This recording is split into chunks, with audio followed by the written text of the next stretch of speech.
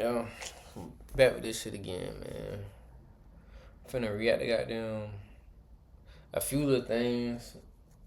Some we all know like this Charlie Kirk shit been going on, so like motherfucker we ain't finna get too much back into the Charlie Kirk stuff, but there's so much other stuff going on with Charlie Kirk, like his theories of how you know his whole death was had to do something to do with like um the government to an extent, you know, could have been what is it called? What's the word I'm looking for? A distraction. So there's a lot of theories saying that the government, set something up as a way to distract people because of all the different things that been passing. Like they're trying to cut HBCU fundings. They're trying to well they blocked the releasing of the Epstein files once again. Actually they did that on the day that he actually died, and it's so much other shit that they passing that so happily just aligned with what's been going on these past few weeks from the Ukrainian girl, the Kirk situation, um, a huge ass distraction once again, like. And people are like, you know what I'm saying? The fact that we see Trump right now not, commemorating, not going to any of the memorials, he golfing, a reporter asked Trump, matter of fact, we gonna start reacting to that video first.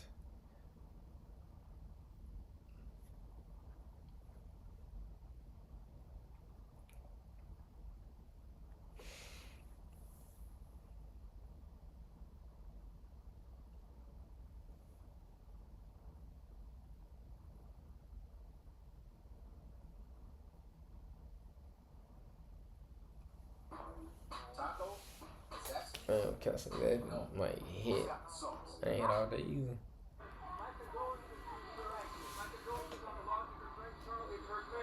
Firstly, how are you holding up for the last day and a half, sir? I think very good. And by the way, right there, you see all the trucks.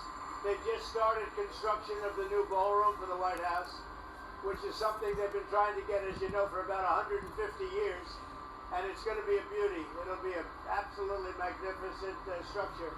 And I just see all the trucks. We just started, so it'll get done very nicely, and it'll be It's crazy one of as the hell. best anywhere in the world, actually. Thank you very much. You see what I'm saying? So this man asked him how he holding up with the whole Kirk situation going on, and he talking about construction.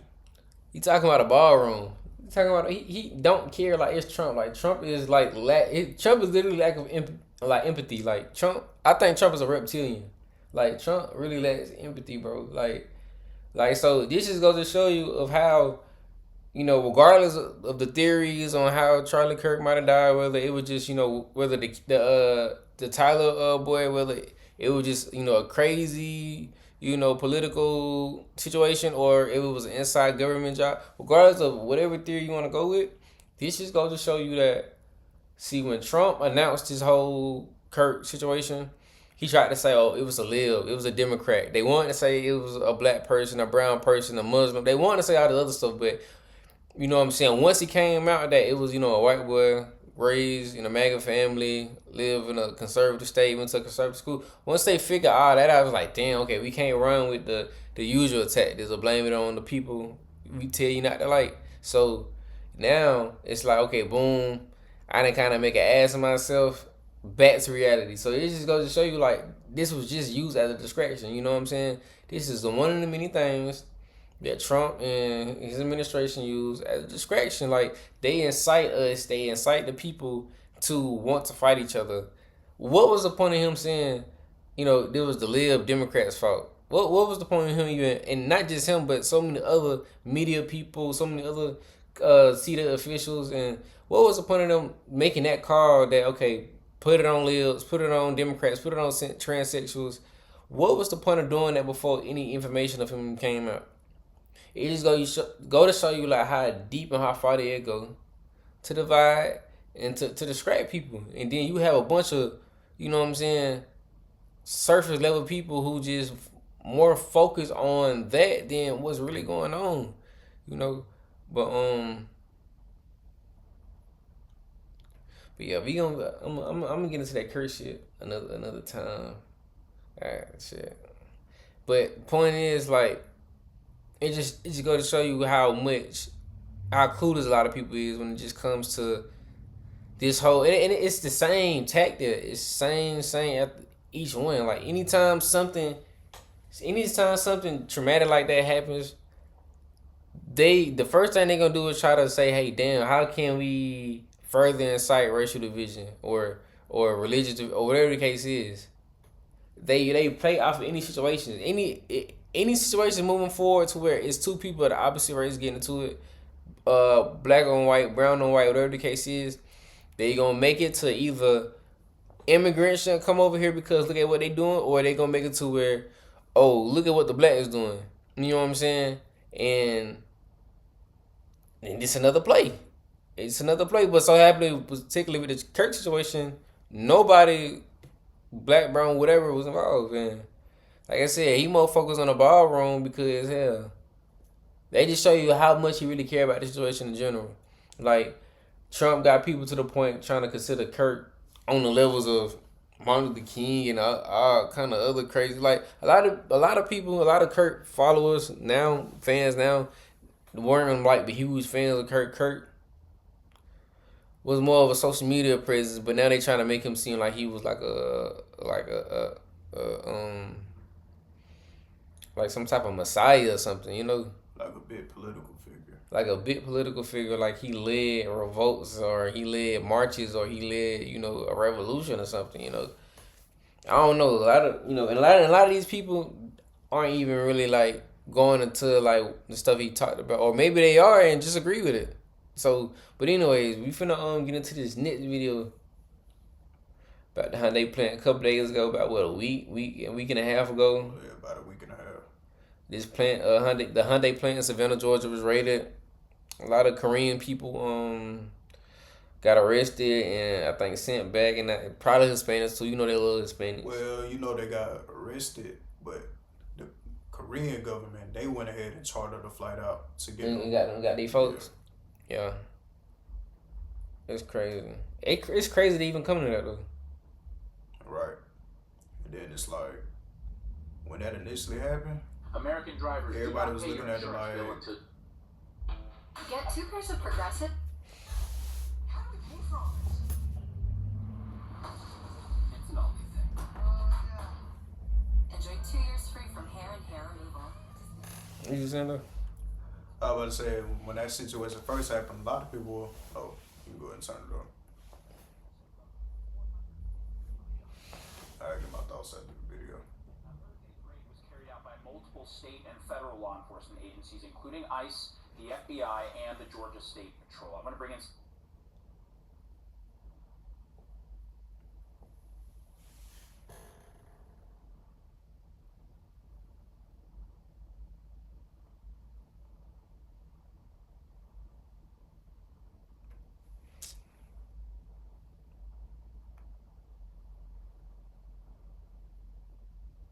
Following a massive ICE raid at a Hyundai plant in Georgia, officials say roughly 450 undocumented migrants were apprehended. Now, Thursday's raid was carried out by multiple state and federal law enforcement agencies, including ICE, the FBI, and the Georgia State Patrol. I'm going to bring in CNN's Isabel Rosales, who's been monitoring this. So, Isabel, what is the latest this morning? Omar, good morning. With more than 450 people apprehended, this marks what appears to be one of the largest ICE raids at a single site in the 22-year history of this agency. Now, here's what we know. This happened at the Hyundai Meta plant site. This is in Ella Belle, Georgia. This is just 25 miles or so west of Savannah. And according to the Associated Press, this raid stopped construction of this factory that's being built to produce batteries for electric vehicles. This same site, this same project, this was touted by Georgia's Governor Brian Kemp, who called it the largest economic development site in the state's history. Now, we have video that we're showing in pieces here of masked and armed agents there at the site, giving out orders while officers raided the facility. We can also see workers here in hard hats and vests. They were lined up as this was ongoing. On site was ICE, Georgia State Patrol, FBI, DEA, ATF, They were executing Omar a search warrant that DHS says is part of an ongoing criminal investigation into this, quote, allegations of unlawful employment practices and other serious federal crimes. They're saying that this sends a clear and unequivocal message, too, that they're taking this very serious. And here is the special agent in charge, what he had to say about this raid. We are making many arrests of undocumented individuals. We have encountered many lawful employees working here, United States citizens and lawful permanent residents, and they are, of course, being released. Meanwhile, Hyundai says it is cooperating with law enforcement, saying this: we are committed to abiding by labor and immigration regulations. And meanwhile, Omar, on this same day, hundreds of miles away in upstate New York, another large raid at a work site. Dozens of workers at a family-owned plant that makes nutrition bars were also apprehended during an ICE raid. A CNN affiliate, WSTM, reports that about 60 workers were detained. New York's governor condemned this raid, saying it doesn't make their streets safer. And the owner of that nutrition plant told the New York Times that the workers had legal documentation to work in the U.S., calling this ICE raid a, quote, overkill. Omar.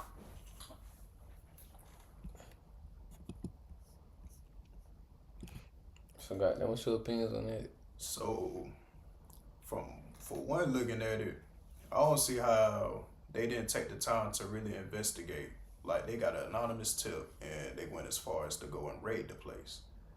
Then you already know how long it takes for people to get search warrants when it comes to homes. Mm-hmm. So the fact that they was able to expedite it that quick, just to raid a facility where they could have probably talked to somebody as far as like a higher up, or even the company itself.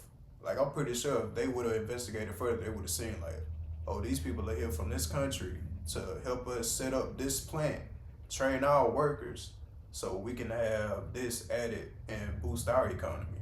But it seemed like they just took that one anonymous tip, and it's like, since they so raid heavy, that it's just such a rush for them to go to any of these places, like these farms, these local businesses, anywhere they feel like they could possibly get some immigrants and arrest them, and then have this whole big news article where they could talk about how they just raided this place and got rid of such and such amount of immigrants. I don't know if it's something to do with whether they trying to show like this is actually worth us having money into, because you know ICE been hiring people out the boat. Yeah, they've been going offering crazy. Bonuses, offering forgiveness on student loans. They doing everything in the book like to pull these people in. That just saying. So I'm just appalled at like how quick they was able to do that. Yeah. It didn't take that much for y'all to get permission to go and raid this big building, basically. Cause what it is, bro, they got a hit list. Honestly, they know a lot of these factories. They know a lot of these warehouses. They know if you go to Lowe's, Home Depot, when you go to a lot of these stereotypical places that we know a lot of immigrants work at. You know what I'm saying? Construction sites, whatever the case is. They go a lot of these places and they basically go fucking hunting. Like, you know what I'm saying? Yep. And at this point, we seen like this administration pull shit off without the proper powers in place. So who knows if they even is getting permits? You know what I'm saying? Because, you know, there's another problem with ICE. The office of the law, when they supposed to be able to tell you their identity.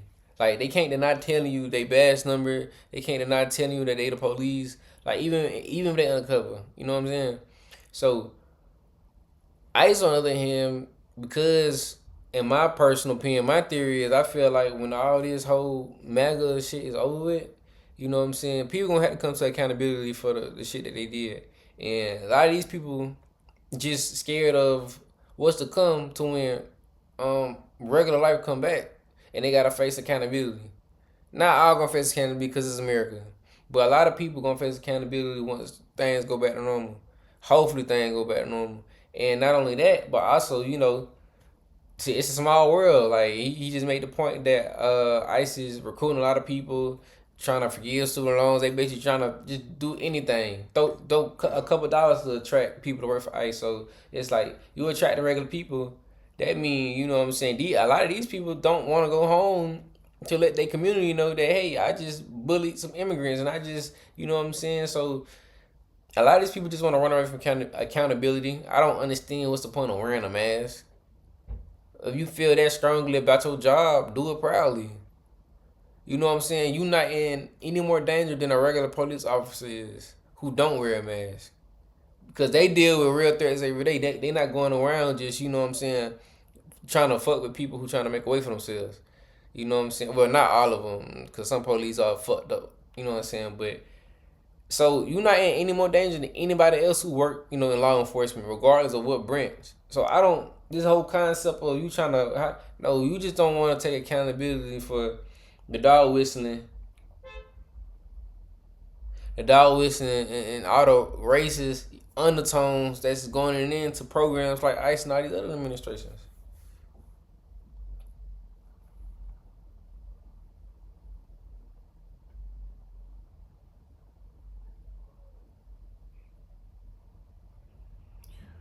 That's wild. Yeah, but that's a lot of things. That's one thing in America. Like, and I was just telling myself this shit in the morning, bro. I don't know if you feel the same, but I feel like, bro, white people are allowed to be ignorant out loud and unforgivably be ignorant, right? But a person of color, black, whatever the case is, especially black, can't be ignorant out loud or they gonna get called out on it. You know what I'm saying? A black person be ignorant, all black people ignorant in their ass. A black person ignorant, oh, see, this is why, see, I told you they like this. You know, it's always... The situation with that, the girl, what was that? The Ukrainian shit? Nah, they was on a bus or a train. Yeah, the Ukrainian girl. Yeah, that whole situation. Yeah, that whole, and they trying to say that shit was, they trying to say that shit was a divergent and it didn't really happen because of, but we get into that another time. But point is, you know, once that happened, once that crazy man killed that girl, they try to make it a black thing. They try to make it's people on social media and comments talking about never turn your back on them. Like, what the fuck that mean? Like, you know what I'm saying? Like, it ain't crazy people. And anyway, point is, they always try to make it a black thing. Every black does. Every black act like this. You know, and not only that, we also face consequences anytime we ignorant out loud. But in white America, you can be ignorant out loud and it's just a phase. You know what I'm saying? Or it's just whatever, or it's just freedom of speech, or whatever the case is. You know, so with this whole ICE shit, bro, they don't want to take accountability. That's why they wear their mask. They want to be ignorant out loud, but they real life fucking up people's lives. So I think they just thinking about the fact that, hey, this whole shit ain't gonna last forever. You know what I'm saying? When you look at history, when you look at empires, like, it's different eras and no era lasts forever. And eventually, bro, this whole tyrant, this whole dystopian era that America is in right now is gonna fade away eventually, and shit gonna have to reset itself because life always resets itself eventually. You know, it got to be a balance. Just like the last 4 years Trump was in office, like, people were Trump. He actually lost a popular election, but he won the electoral. But a lot of people were Trump crazy, and then towards the end of his term, after COVID, people was like, damn, we tired of this nigga. You feel me? So they got Trump out of there. And now, the same thing going on, but I don't know, it seems like Trump just got a stronger hold on these people than... It's mainly just because, you know, we start to feel the effects of the stuff he put into play that next term. Mm-hmm. So when that next term came into play, a lot of people started realizing, like, stuff getting more expensive. I'm not making as much money as I was making, you know, this time. Property's more higher, like rent higher. So basically his term was basically the term to put stuff into play, and then, you know, COVID and stuff happened. So you don't feel all the effects of everything that was done in that time period right then and there. So you don't feel it until the next term. And of course, that next term, he ain't in there. He didn't win that vote. So when everything is actually said and done, that whole term was basically going to be put on, no matter if it was his fault or not, they going to put it on the next president. So it's gonna be a thing. That's how it always is. It's like, bro, they It's dead a whole ass. cycle. They be trying to put the Epstein files on Obama and then Joe Biden. Like, what the fuck? Like, take accountability. They can't take accountability for shit. That shit is wild as fuck. Like, and anything negative that come out of this whole administration is gonna automatically be Joe Biden fault in their ass. Yep. Even Or, you know, depending on, I don't know how things gonna go, but this next term that happens, as far as whoever that president may be at that time, everything that's done now that they start feeling the effects of later, they're gonna put it on that president. It's just gonna be a whole cycle. Mm-hmm.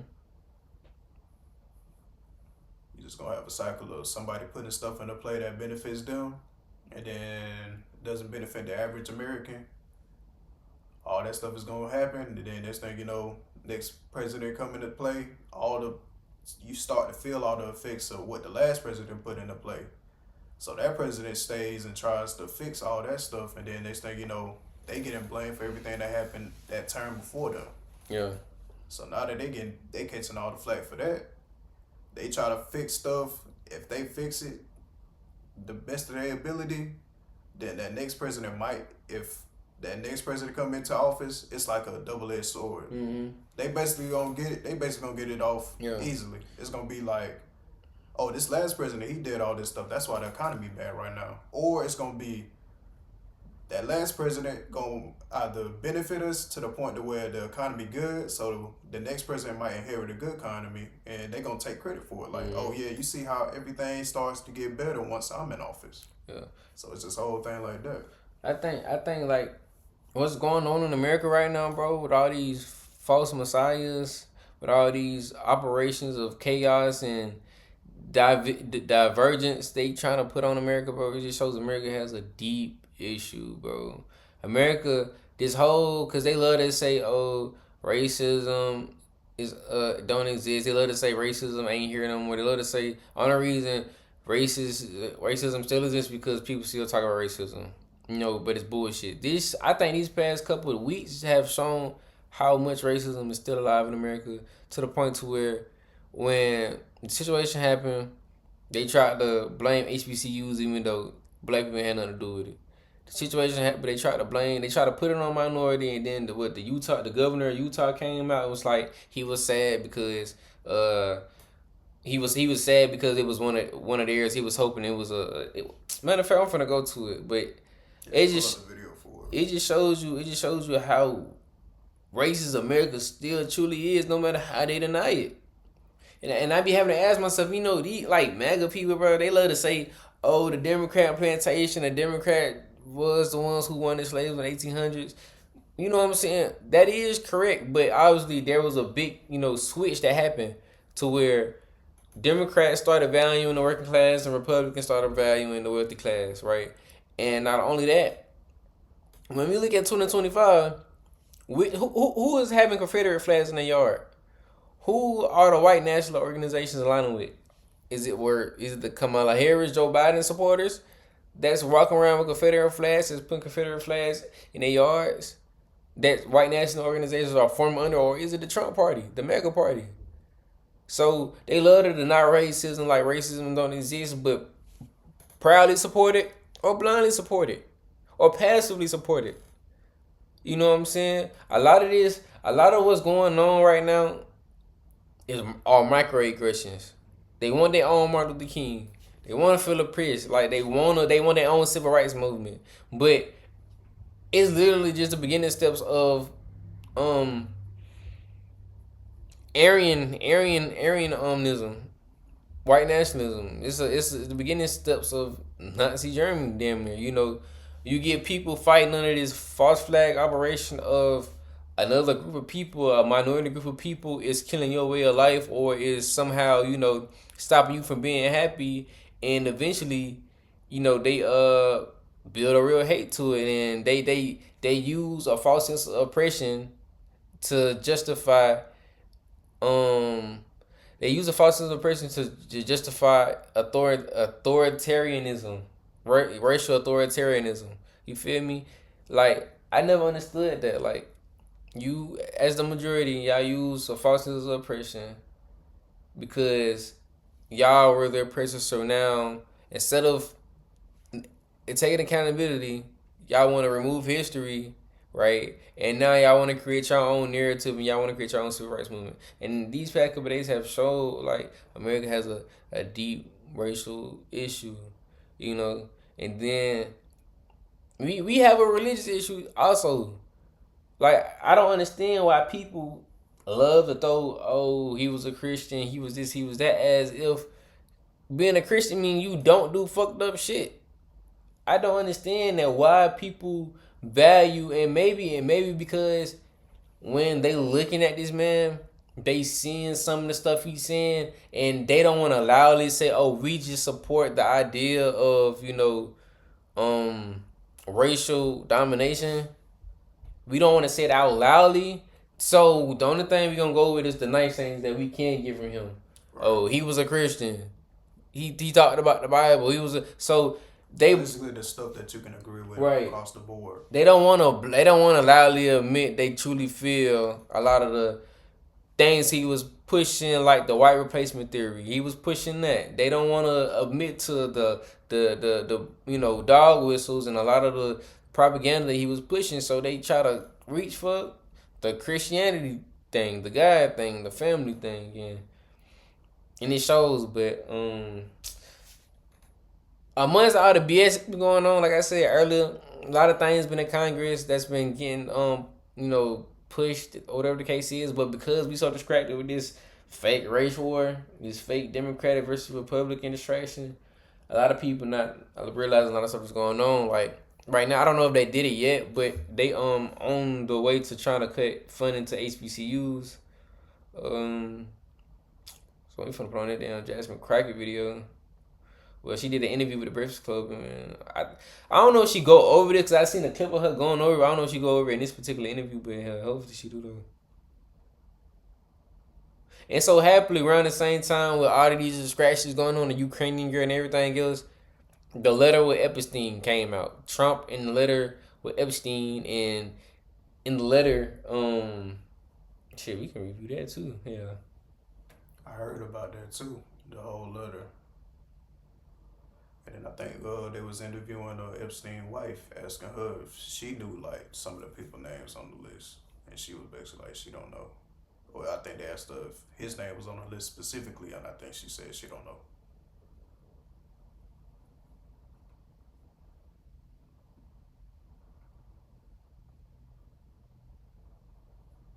At Zaxby's, you can lemon pepper any way you want.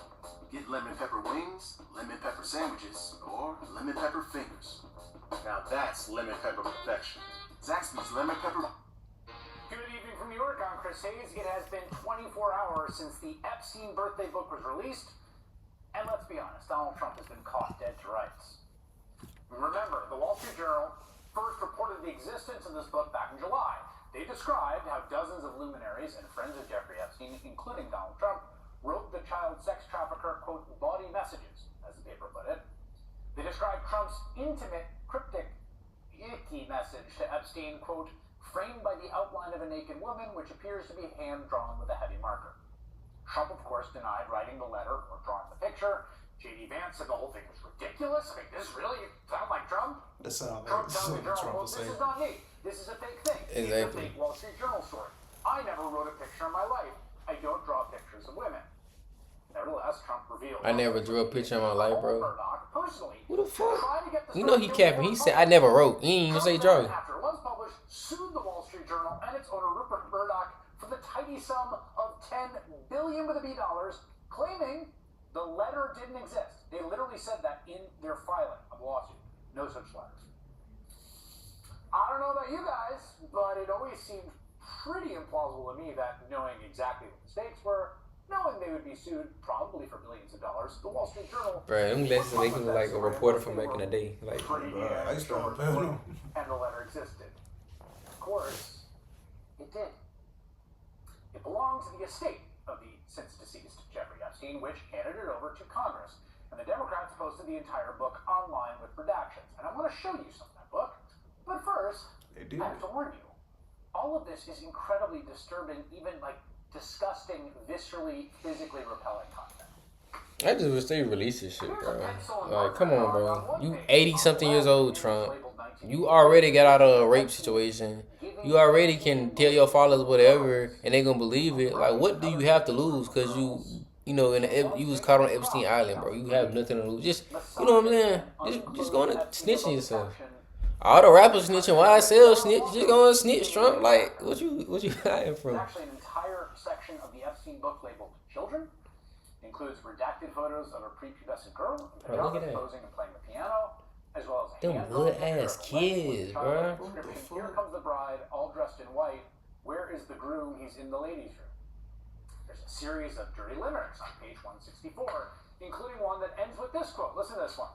Jeffrey had half a century, with credentials plenipotentiary, though up to no good whenever he could, has avoided the penitentiary. Shoot, they were saying something similar like this is going on the very next page with some designer brand owner. Jeffrey Epstein, the guy that he spent a lot of time with. And it is, but bro basically had a whole estate on the island where he was basically scouting out young girls out there with promises of being on the runway or something like that. More than a woman, frankly.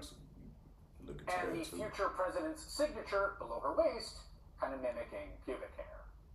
There's also this letter to Epstein from another Mar-a-Lago member. According to reporting by the Journal, it's a crude joke about a woman that Epstein and Trump both courted in the 1990s. It includes a photo of a novelty check made out from Epstein to Trump. Beneath it is this caption: Jeffrey showing early talents with money and women, sells fully depreciated woman to Donald Trump for $22,500. That's wild. Depreciated. Get the joke there, right? The woman's name is redacted in the image. Spend just a little bit of time looking at this, and you can. It's online, and well, it's very, very hard not to be like physically disgusted, and it's very, very hard not to come to the very obvious conclusion. They all knew, right? I mean, at least the people writing those parts in the book, they make jokes about it. That were then bound as a present in this book. There are dozens more pages like what you just saw. We spared you the 6 pages of wild animals with erections. I mean, look, if this book were given to someone who wasn't subsequently revealed to be the most prolific sexual predator and insatiable pedophile, probably in recent memory, maybe you could be like, oh, well, he just seems like a bawdy guy. But it is that, right? We do know what he did. And so together, the whole thing is worse than we thought, much worse, because it is exactly what it looks like.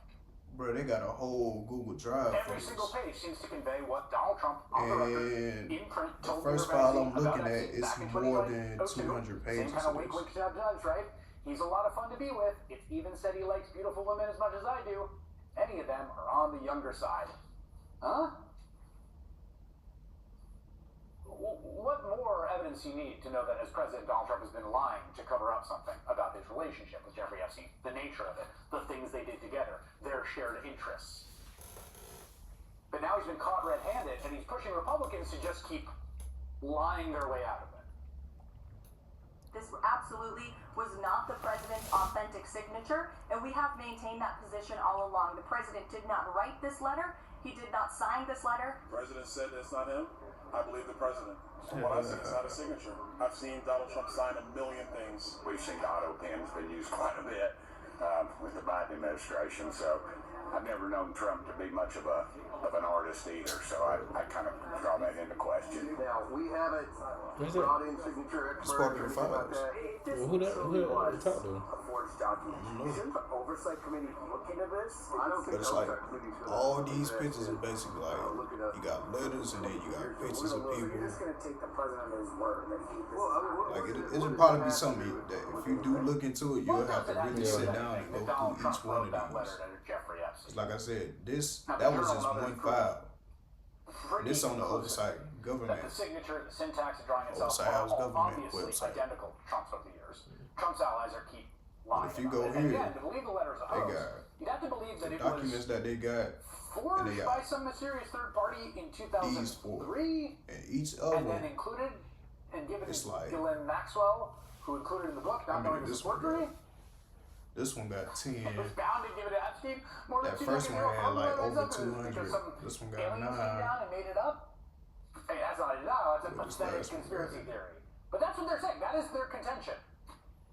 And after saying uncharacteristically silent for a day, in fact, not doing taking questions at a signing, they did an executive order today. Trump finally did take a question just moments ago about the birthday letter, and you'll never get like a whole lot of stuff in it. For a limited time at McDonald's, get a Big I'm Mac gonna get extra value YouTube meal premium. for $8. At this point, That means 2 all this Big shit Macs, alien. special sauce, lettuce, Ain't gonna lie, it might be cheese, beneficial. on sesame seed bun, and medium fries, and a drink. We may need to change that, Jim.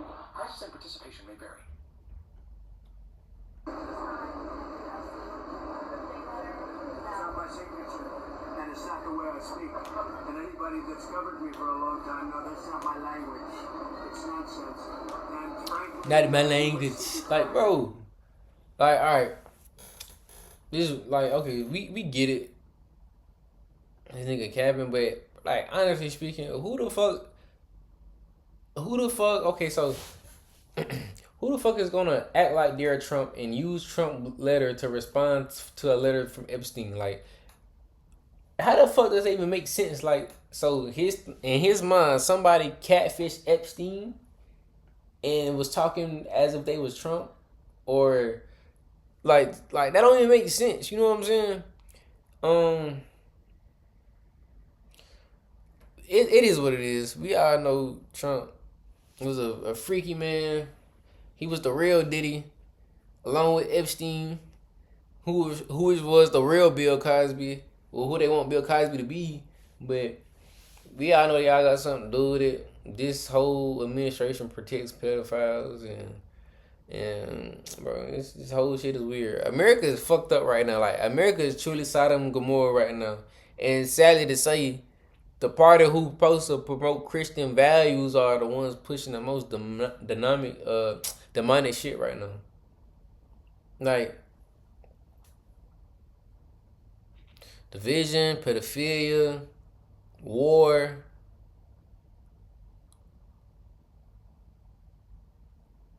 I don't know, like, we might be witnessing the fall of Rome for real, in my opinion. That's all it is.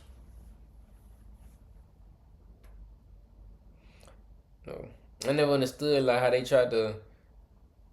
tried to make this whole LGBTQ thing a big thing, but at the same time protecting pedophiles. And Cause it's like, I feel like one thing about that community is they see how strongly they have community when it comes to that. Like, all those people, they would ride or die for one of their own. So they see the community that they have, and they also see that it was people who were protesting against it. Because a lot of those people didn't even like that being, them being able to, legally be married. So when it comes to this whole division as far as it goes with Republicans and Democrats, they're going to side with the people they know going to have values that's easy to understand, right. I'll say. Like, when it comes to that, people are always going to look at them as, I don't know what to really say about it. Like, I was explaining in the last video I did, I was explaining like in America, maybe conservatism used to mean this, but right now they try to frame it as conservative, meaning somebody Christian who go to church, home cooked meals, good morals. But in America, conservatism, especially in 2025, mega conservatism is deals with racial undertones. It's not simply about having good morals. It's more so about pushing this whole supremacy agenda, right? Because honestly speaking, like I just said, in 2025, which group is going to have Confederate flags? The Biden supporters or the Trump supporters? You know what I'm saying? And the elites, the Trumps, the Elon Musk, the top of the top, small hat wearing people, all those, small 1%, whatever the case is, 1%, they all know like all the majority care about is feeling like they are better than everybody else. So as long as they can goddamn play this game of making y'all feel like y'all running shit, or feel like y'all have the upper hand on the rest of the regular working class, they can, do the hell they want, even if it's against you. which majority of everything they're doing is against working class people, period, regardless of color, religion, sexuality. It's against working class people, period. But as long as they can distract you enough to know, like, hey, we doing the best we can to make sure y'all stay the dominant group in the country, y'all don't care, and it's all y'all care about. You feel me? It's all y'all care about. Y'all will cut your arm on off just so you won't be able to lend a hand to somebody who falling off a mountaintop with you. You know what I'm saying? You will cut your arm off. You a dead ass harm yourself just so you can say, hey, well, I ain't have no more arms to help you out. You know, so that just go to show you how fucked up America is. And I don't know if it's gonna change with the end of the boom generation, because there's a lot of younger people who just it's gonna depend, but it'll also be a one thing where they be strong enough to want to try to fix everything that we inherited, because we basically inherited everything badly. Yeah. Like back in the day, they used to have things to where you could live on a low income salary, but it's like now. You damn near gotta have at least a full-time job and a part-time job to get by. So if the next generation do come in, they're gonna have a lot of work as far as inheriting all the national debt we have. The next generation finna be fucked. We fucked. They finna be like fucked with like another ED at the end. Like, you feel me? They finna be overly fucked. Like it's like the people who are basically in control of everything now, they not getting out until they basically pass. Everything owned by corporations. All the apartment complexes owned by a monopoly of fucking real estate corporations. It's less about them selling houses and more about them seeing if they can get somebody in there as far as like a tenant to rent to. Yeah, they don't want us to own anything, whether it's land, whether it's a house, whether it's whatever. They don't want us. We can't. Hell, they's gonna get to a point where we ain't able to own our own identity, our own likeness. At a certain point, but damn, what I finna say? Damn, I forgot what I finna say. But yeah, this ultra capitalism world that we live in is gonna be the death of America, and because we fighting over BS, like because people wanna, to create a race war, create a damn political party war nonsense every other day. We forever gonna be within like the shackles of capitalism. Like America, we didn't got to the point in America where it's not about providing. And it's my thing. I never understood. As people who got a limited time to live on this earth, why wouldn't you want your government to make your life the easiest amount that it can? Why would you want? Okay, if your government say, hey, we gonna feed everybody. Don't worry about it. We gonna get everybody free healthcare. Don't worry about it. We gonna do this. Don't worry about it. Why would you want your government to restrict that from everybody when we all only got about 70, 75 years to live? Like, that don't make sense to me. I feel like with the whole thing and this goes way back to when he was getting into office, a lot of people felt like they were exempt from that. So they felt like all the policies he had to play, like the main thing they push out was beneficial to them. So like with the whole tax on overtime, when they was pushing that heavily, come to find out the underlying message with that is it's a limit on that. It's a limit on how much you can write off. It's a limit on the amount that you can make with it. And plus, so it's a whole lot of stipulations that come with it. So it's plus it don't even you still get your check still get taxed. It's something you just report on your W-2s.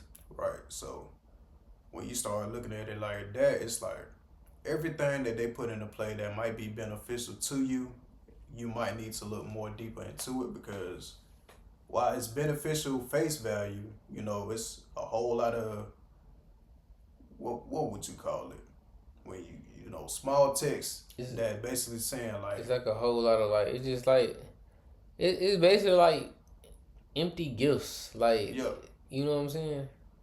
It's like a Trojan horse, basically. You know what I'm saying? Like a participation trophy, damn near. Like, it's just something that's to make you feel good. Yeah, but it don't mean nothing for real. So it's like face value. You're gonna look at it. It's gonna be this grand thing that you've been waiting on, and then this thing, once you start to really look into it, it's something where it really don't even play to your benefit like you thought it would. Yeah, but But it's the fact, and I know it's some ignorant ass, because I didn't talk to some ignorant ass people who really believe some crazy propaganda shit. But it comes to a point where you gotta think about like subconsciously, a lot of these people gotta realize that a lot of this shit is bullshit. But they care more about the whole racial domination aspect. Like, a lot of people don't want to admit it, but that's the reality. You know what I'm saying? Because, and I'm at this point, I'm trying to figure out, like, once we get to the point where everybody's getting directly affected by a lot of the things they put into play now, well, then will people wake up? You feel me? Or will people still be trying to tell themselves, well, I don't give a fuck about drowning as long as the next motherfucker don't get saved. Like, I wonder if people still gonna be that selfish a year, 2 years from now when shit really underwater. You feel me? Are they gonna finally like just say fuck this shit, or is they gonna still keep on trying to promote racial domination through being Christian, having Christian values and stuff like that? Like, you know what I'm saying? So, because I told myself this morning, bro, I was like, damn, I kind of want like all this MAGA shit to kind of work out, just so I can laugh at motherfuckers' faces when this shit slap them a year from now. You know what I'm saying? That's all it's gonna be. Like, I kind of want this shit to work out. You feel me? Like, you know, like I was saying before, it's something to where if all this stuff plays out like he wanted to, it'll be something that he'll probably bring on the next presidency. I just got paid $62,000 for my car accident using nothing but this app on the my whole phone. pattern I don't know of if this you can see this clearly, is but it's called the Free Case Evil Smart when Phone. you got a president in play that's gonna put stuff in that's not to your benefit. All that stuff naturally is gonna fall on the next president who comes in the term, because you basically start to feel more of the effects from the last term, that term. So once that president gets into play, no matter what they do, if they benefit or if they have things to where it don't work out at all, like say they can't fix nothing and everything's still bad, whether it's good or bad, the next term they either one might not get credit for it if they end up getting voted out, because people like, man, stuff was bad when you was president, we need somebody else. So you got that going on, and then you got people that will look at it like, oh, everything good now that I'm in office. So yeah, you know, it's always gonna be that whole repetition of things. Yeah, I think but I feel like, and I know people gonna be blind, but this should be the biggest smack in the face to everybody what's going on right now, and that's what's gonna keep continuing going within the next few years of extremism. And I don't understand like how MAGA can go for years calling everybody snowflakes insensitive to trying to get people fired because they don't agree with somebody, or how they trying to pass a bill that that holds people basically captive. Like, if you got a passport, you want to leave the country, if they find out that you was talking shit about Israel or whatever the case is, they trying to pass them to where they can hold your passport so you can't leave the country. They trying to, like, so it's to the point where, like, I don't understand how we done got this far deep into, you know, what we consider America, the land of the free, because we're not as free as we think. Yeah, no. That's all it is. Because for the longest time, like before the whole thing happened with TikTok, you remember everybody had this one idea of China that everything over there was like, they was ruled under iron fist. Like they couldn't do anything. They were cheap labor, all that type of stuff. So before this whole thing happened with TikTok, before they had that whole app that launched with them, I forgot what it was called. Limit shit. Nah, I think their app was something different. It was like Red something, if I'm not mistaken. But it was some app where people actually got to look into like what actually happens over in China. So I think the whole benefit we had was we look at a whole lot of the places that are not doing well. So we look at places where people might not be doing so well as far as like economy, Cuba, yeah, like places bullshit countries. Yeah, so not calling Cuba bullshit, but third world countries. We look at the places that are not doing well economically, where all their people are suffering, probably where they're not doing the best. And then we like, you see those people, you could be that. Right. But right now, you got this opportunity. You got this opportunity. I want you think about what you said. Yeah. They pick the worst places to represent overall group that's bigger than just them. And it's the same thing they do with minorities in America. They pick certain people within minorities and say, hey, this is the representation for all of them. You know what I'm saying? And because I was having this conversation before, I was like, growing up, bro, we heard the word communist and we knew that it meant something bad, but we didn't know exactly what the fuck communism was. Like if you ask the average American right now, let alone a grade school, age person, what communism is, like they not gonna be able to tell you like the actual definition. All they gonna be able to say is China or Russia. They not gonna be able to actually explain what exactly communism is, right? And it just go to show you the propaganda that's been put in our head. That's been put in our head about a lot of people in a lot of places. And you realize a lot of the countries they fearmonger us with were either people that was damn near on equal levels to America as far as power, as far as economy, like China and Russia, or it was people they might have had ties with or business with who no longer fuck with them, like the Middle Eastern countries, like Taliban or like ISIS and a lot of these Middle Eastern now considered terrorist groups, but organizations that America, Al Qaeda used to fund back in the day. They fund them to fight their wars, and eventually they get to a point where we go like, okay, cool, we appreciate it, but we got it from here. And once they tell America that, America say, all right, y'all terrorists now.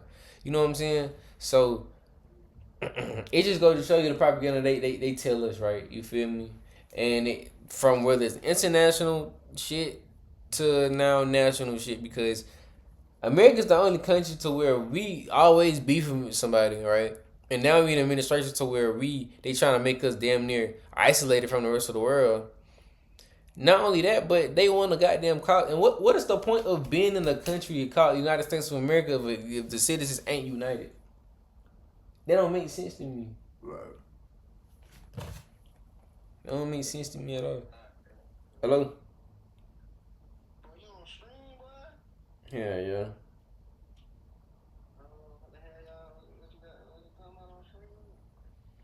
Shit, this politics shit that be going on in the world for real.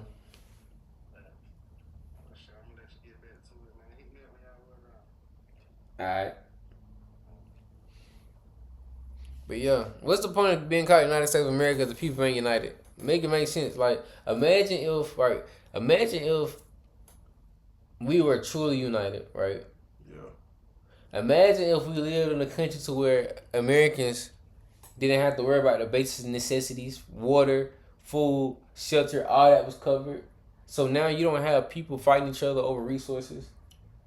Imagine if we lived in a society to where the only thing people had to focus on, especially the youth had to focus on, was a specific trade or a specific role in society. Instead of worrying about, where do I fit in society, but not only that, but how the fuck am I going to be able to goddamn survive till the next day? So imagine if we lived in a world to where all basic necessities were met, how much less crime we would have, how much more intelligent the next generation will be, because now they don't have to focus on so much of the bullshit, right. And imagine how much stronger that would make America, just as a people.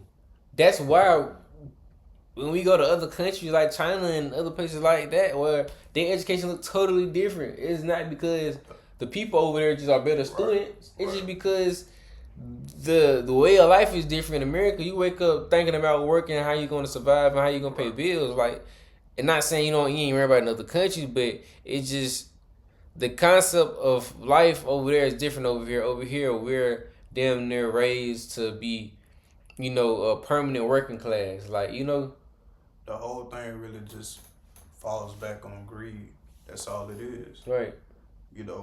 When some people get a taste of the life that they live once they get up that high, they gonna try to keep that as long as they can, or they gonna further enhance it so you know they children and they children can basically live off of that. Mm-hmm. So for them, once they get up to that high, they're not thinking about the next person.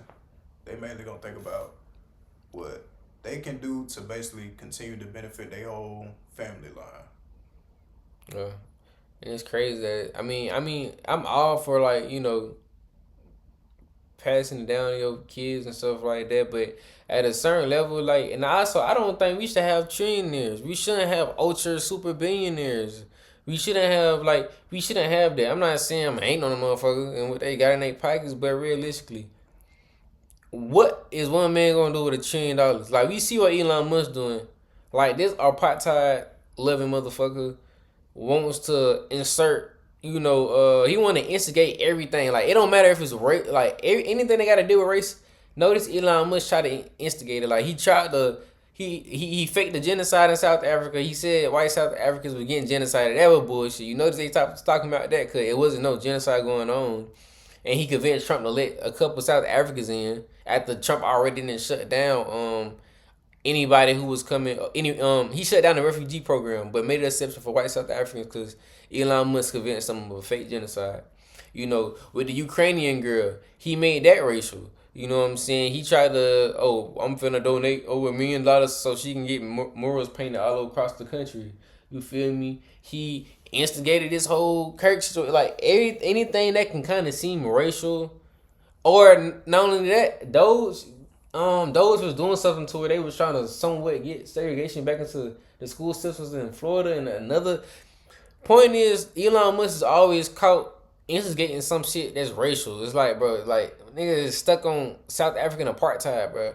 Jim Crow was like, it was about 50, 60 years from her. Like, we not worried about that type of shit. And anytime something kind of seems racial, bro, is Elon Musk here trying to boost this shit up, bro. Trying to make something about nothing. Like, you feel me? It's like, you got $1 trillion and you that fucking depressed. Like, I don't get it. You know what I'm saying? And it's crazy. He got a transgender daughter, and he the main motherfucker trying to always talk shit about transgenders. Like, he tried to blame school shootings on transgenders. When I seen something, I think only 5 transgenders has ever participated in mass shootings within like the past 30, 40 years. And even still, that's still a bad stat line to have. Like, yeah, 5 shootings. and it's been over like 2,000 non-transgenders. So it's like, bro, this nigga has an obvious agenda of just fear mongering and hating people. Yeah. You feel me? And when we allow trillionaires and billionaires like that in our government, they money is easy for they money to influence people, to pay for propaganda and to pay for, you know what I'm saying? But to like further touch on that topic you were saying, as far as like Trump when he was boosting this stuff, you got to think about it. Trump knows who his people are. He knows who the people who are gonna vote for him. He knows his audience basically.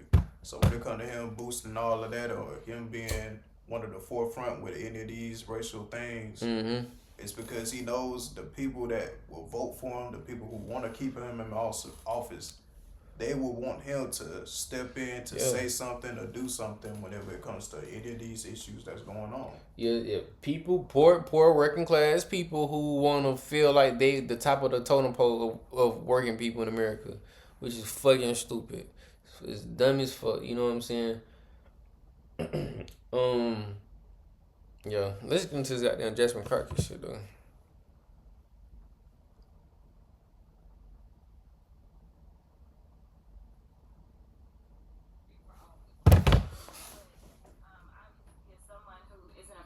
Her mind. Our country is truly falling apart. Like, I ain't gonna lie, like, I vote for president, but I know based on the country and times we live in, I don't know we ever gonna see a foundational black woman be the president of America anytime soon. I don't want that to happen to But I definitely love her energy and how she represents the new modern age of Democrats. What happens over there definitely will happen, on this side. Yeah. And that definitely makes somebody like you a target. Yeah, I mean, there were so many people that immediately reached out from all over and was like, what is going on with your security? Like, we need to make sure that you're good. Like, are you somewhere safe? And I had to make sure that I called my mom because I knew that my mom would just want to hear my voice. It really shouldn't be that way. And we now are engaging in conversations again about the safety or lack thereof for elected officials that are in Congress. I mean, I have to pay for my own security. Like, so I have to raise money to keep myself safe because they will not pay to take care of us, even though the other two branches of government, they pay for their protection. So, you know, hopefully we can engage in some real conversations around what it looks like to get us some real safety. But also we need to engage in like what really does cross the line, right? Like, so we do have free speech in this country, but are you free to say just any and everything, right? Like, I mean, there are limits to all of our constitutional protections, as well as like what kind of standard are we going to hold ourselves to when you are sitting, say, in the Oval Office or, you know, in the House? Like, how far will you go? And so, you know, I hate that some of my colleagues on the other side of the aisle immediately came out and they were like, oh, you know, this is on the Democrats. Like, we don't even know who did what. And y'all are like, this is on the Democrats, right? Like, I mean, obviously the first thing that, you know, anybody would say, and you didn't have any Democrat that went out there and said otherwise, is like, we're denouncing political violence.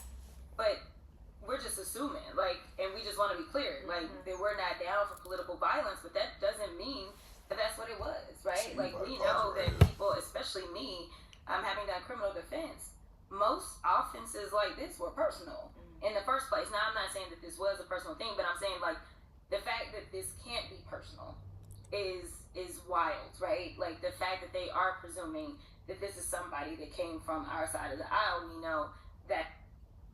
So, basically, within this 3 minutes, she basically just said, reached a whole lot of good points that we don't ever come to think about. Like, she was just saying how, when it comes to free speech, how we really ain't got, do you really have the free speech to say whatever you want to say?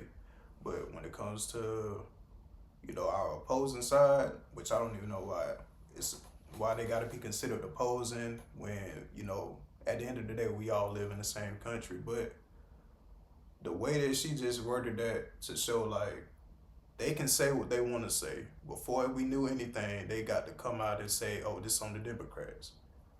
And the fact that when it comes to the Democrat Party, they tend to kind of don't say anything when it comes to this type of stuff. Right. It's always good to kind of, you know, hold your tongue until you have all the information. But when you have people who are basically opposing you, throwing this already on you before any information comes out, they already throwing it on you. Like, why not just come out and at least give a statement to let people know, like, hey, this ain't on us. We don't know what's going on. You know, to kind of help ease some people's mind. But it's so easy for the people to just rally behind it when they see you ain't got nothing to say or you ain't got nothing to add to the situation. To basically be like Obama and Kamala, but it was like a couple of, like, you know, the big people we know. But as far as just like the Democrats in general, but that has been a thing that we've seen just in general. The Republicans don't hold their tongue, and a lot of the Democrats hold their tongue. And Jasmine Crockett is one of the, like, the newer generation of people who with the shit, like, you know what I'm saying? That's why I respect her. But I also goes to show you, like, you know, Republicans and Democrats are one and the same. They are both two people on the same bird, two different, you know, wings on the same bird. At the end of the day, they both want to make money. Now, Republicans, they figure out that, hey, the easiest way for us to win is to try to, you know, divide and you know, just align with these group of people, because that's the easiest way of thinking. We don't need too much logic in that, you know what I'm saying? And they the majority, so hey, let's just tell them they the best. So we just go. That's easy. Versus the more Democrat side, we just have to deal with a wide range of different people who all got their own problems, their own issues. So it's so much many more people on the right side, on the left side, that you gotta please. So it's easy to lose people because you have so many different people that you gotta work about. Because the whole thing about the left and democracy is trying to make sure that everybody is equal. Everybody, you know what I'm saying? And it'd be bad because it's like, if you show too much attention to this one side, then the other people gonna be like, oh, you don't care about us? Oh, well, we'll just go, you know, go over here to these people. Because they got they might not have everything I want, but they got a few things I want to the point where I feel like if I go to them, I'll at least get something out the deal. That's what happened with a lot of these Hispanics. That's what happened with some of these blacks. That's what happened with a lot of these poor working class whites. Yeah. You know what I'm saying? That's what happened with a lot of these different other immigrants. They, you know, and just other people who don't align with what we think of when we think of Republicans, which is the wealthy. You know, so and that's the crazy thing about it, bro. That's the crazy thing about it. But it's like I said, it shows you how tribalistic America really is. And it's real bad because, like she was saying, they could come out and say what they want to say, but it's like, for their political party, they can't do no wrong. For the people who vote for them, they can't do no wrong. But it's like, for us, like, say something happened where we don't like, we gonna hold our people accountable. Right. But it's like, for them, they'll continue to move the goalposts for the people that they, you know, support. Right. No matter what they do or how they do it. Like she said, they just came out blaming this already on the Democrats. But it's no type of backlash for that at all. It's no type of accountability being held. It's just prayers and thoughts to, you know, the guy, his family, you know, the victims in the situation too. So it's a wild situation. It is. Yeah. But I mean, that just make you think, do the Democrats need to move to more, we gonna just grift and we just gonna keep on just doing what the fuck we want to do mindset? Or should the Democrats just try to hold some type of decorum and try to hold this, you know, the usual way we think somebody's supposed to, you know, act when it comes to being... I feel like no matter what they do, it's going to be one of those things where when you a Democrat running, they going to look at you like you need to have all your shit together. Type of shit. We don't want no plan from you. We need a whole, like, you could... Trump came in basically with a concept. For a Democrat to come in, they're going to need a whole business plan layout. I want to see what type of margins you got. I want to see what you think you're going to do. You ain't lying. Like, they're going to want to have everything detailed to the point to where even if you really don't know what you're looking at, that you can understand it to the point to where you'll be like, okay, cool. I feel like with what you presented to me, that you'll probably be a good candidate for, you know, the next 4 years.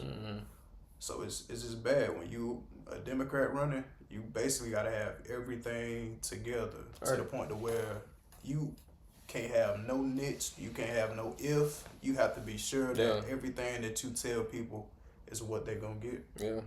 You ain't lying though, bro. It's bad. And that's the thing, bro. That's why the Republican Party, regardless of how they want to look at it, is the most corrupt party, because the cover is Christianity, Bible, good morals, but the Republican Party is filled with so many... You gotta think about it. The Republican Party, when it really comes down to it, bro, they have the most different types of Republicans than they is different types of Democrats. Because you got some Republicans who only care about the wealth side of shit. You super rich, that's all I care. I don't give a fuck about social issues. I'm just rich. Then you will have the poor... class working Republican who cares about racial domination, or who's anti-LGBTQ, or who's anti-immigration. You know, like the main talking points they could really appeal to is if you got a simple issue like with the whole grocery situation. You tell them, "Oh, groceries gonna be cheaper," and they will do this. They will literally find a way to basically say, well, he did make things cheaper by this much. Yeah. Even if it's a big stretch and it could only be limited to just this one little small town that's out of nowhere that nobody knows about. If stuff is cheaper there than it is for one place, they'll be like, well, stuff might not be cheaper here yet, but we got this one place over here. You know what's my theory on why it's like that? It's because they don't want to backtrack. That, but also the way they believe and the way they convince themselves to grift like that is because in America, we live in a religious-based society. And the Conservative Party centers Christianity as like a main thing in a party. And within Christianity, you know, a lot of religious things. And it's why religion don't need to be in politics. religion, specifically Christianity, teaches you to just have blind faith from the time you're little. You don't have to have facts of anything. You don't have to see it. You don't have to have no evidence of anything. Just believe it. You know what I'm saying? And hey, wow, your life might be shitty on earth, but just wait till you die and you're gonna be in a fucking palace. You're gonna be in a big ass mansion. The streets gonna be made out of gold. You know what I'm saying? But just continue to leave these couple shitty years out. I promise you, shit gonna be way better for you. So this concept that you have implemented from just your religious belief, you fuck around and transfer that shit into your real life belief. So a motherfucker be telling you, yeah, life can be shitty right now, but I promise you, it's gonna get better. And next thing you know, his 4 years over with. He done got what he got out of the situation. Right. He gone. You feel me? And then he done set it up to maximize the next people who come in after him or the next rich people. They basically ain't got to worry about anything to the point of where they might not even have that much in taxes. Mm-hmm. But to speak on the whole religious part of it, a lot of people, I feel like, don't really know the Bible as well as they think they do. Because the way that we get taught the Bible nowadays, it always appeals to the emotion of struggle. Like, you going through this tough time right now, but, you know, we got this excerpt right here that basically says, you know, you go through troubling times, but he always gonna have your back and he gonna give you whatever you ask for. Mm. So the whole Christian thing is, a lot of people have an understanding of, if I put my faith in God, I'm gonna be able to get, you know, whatever I want, essentially. Mm-hmm. And that's the whole reason why they appeal to Christians so much, because, you know, a lot of people don't really have an in-depth understanding of the Bible, and they always pick and choose what to read. They might read one part that says one thing that could relate to you, mm-hmm. but it's like verses that's further down, or the whole chapter itself might tell you a whole different thing than what they telling you in that one verse. Because now you got one verse that could be saying anything that could basically lead you to think about it in a way to your own interpretation instead of the way that it's written. So a lot of people started to use the Bible as a means to basically tell people, like, you're going through trouble right now, but eventually things will get better, or you pray enough, you'll get what you want, or, mm-hmm. you know, it always appeals to what you want. Right. In the end. So it'd be less about you having a religious connection to, you know, God, Jesus. Trying to understand what you are, who you are. It X's out you really being focused on the religion itself and more so on what you can get out of it. What you can get out of it, basically. Yeah. So that's a whole nother. Bro, this shit can get deep, that religion shit, bro. I ain't gonna lie, cause like you said, a lot of people don't understand the inside outs of a Bible. A lot of people also don't understand real actual history. That's why they got this big emphasis on trying to remove shit out of history, because they want the next generation to be blind to blind. What they like from history. Bro, you know what's crazy? I at work, bro, I talked to a 92-year-old man today. He was telling me about all kind of shit. Like, did you know in World War II, they didn't allow black men to have guns? Like, not saying if anyone was on the front line, but you know, your truck drivers, your cooks, your people who just, you know what I'm saying, you couldn't have a gun if you was black. I didn't know that. So it's just a lot of different stuff. And because partly they were probably thinking like, man, we arm these people that we done did this way for such and such years, you know, they might end up throwing a revolt. Mm-hmm. So it's partly just because they probably had fear of that time period, because, you know, you just coming out of having all these people under your foot, and now that you need these people to help you fight this war that you in, but you're afraid also because it's like you fighting against an opposing person, but now you also got to think about what if these people end up doing a whole uprising against us too. Yeah. And he was telling me his ass could he even get like medical treatment. Yeah. Like how his, peers could, just because he was black and shit like that. So It's just the little stuff like you don't really go into detail about, and but yeah, so they a lot of people don't really know history, bro. They don't even know what happened within the last 100 years. So you can't expect the average person to know what happened 1,000, 2,000 years ago. You know what I'm saying? So a lot of these people who barely know the Bible itself, they take a lot of the Bible on face value and literal and shit, but they don't have no context of the actual period of time of in which some of these stories was going on.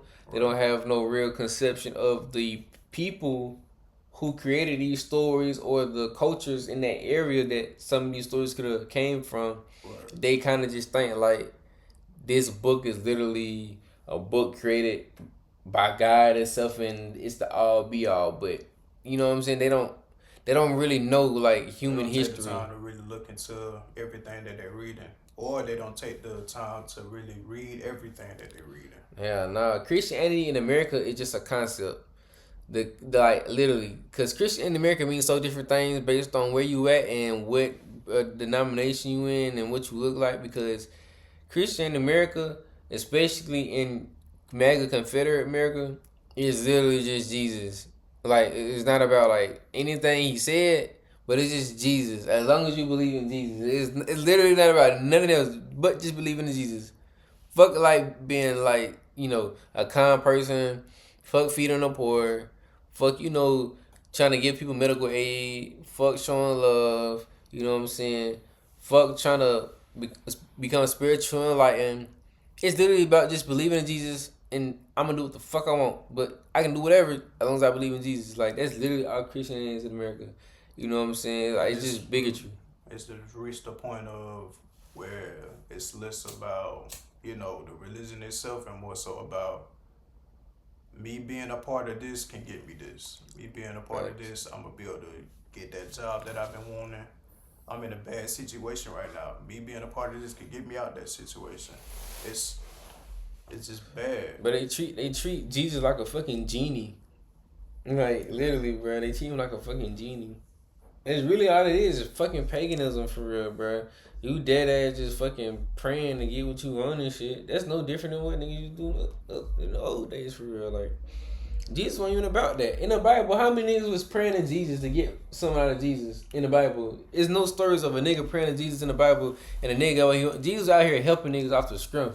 But it wasn't no nigga like praying to him like, all right, I hope Jesus come to my village today. Like, and so why do niggas think like... But shoot, at that time period, they was already doubting him. That's what I'm saying. Like, so, but the ones who didn't doubt him, like, they still wasn't just like, all right, I'm gonna pray 3 times today. Hopefully he pop up again. Like, that wasn't a thing. So why do people think like that is what you like? Why do people think that is the main thing of the religion? You know what I'm saying? Nowadays we done associated religion with. It's like we associate a certain behavior with getting something in return. So a lot of people already they associate the prayer and they associate that with getting what they wanted to get. Yeah. It's like a behavior that it gets passed down. The last generation, they might not have been too in tune with it, but they had that understanding that if I pray, I might get something in the end. Mm-hmm. And it just gets passed down and passed down and passed down. That and also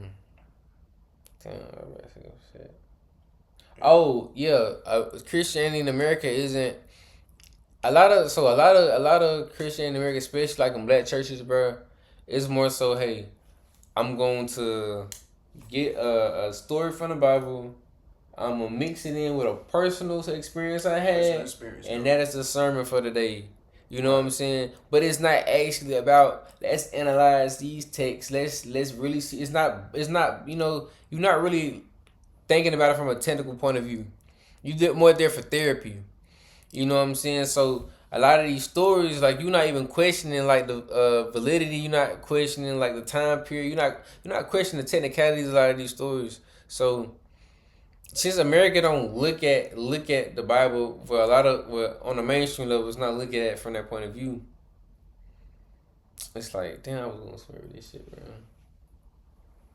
He one of the dudes I be watching, like he basically had the same thing that he was saying. Like he real religious in tune, but in his first one, he was just like, he didn't want what he does to basically be a representation of your typical pray you get what you want, or pray your desires and your prayers will be answered and stuff like that. But he actually goes in depth to really give people understanding, like, and he always says, I don't take my word for law, don't take my word for what it is.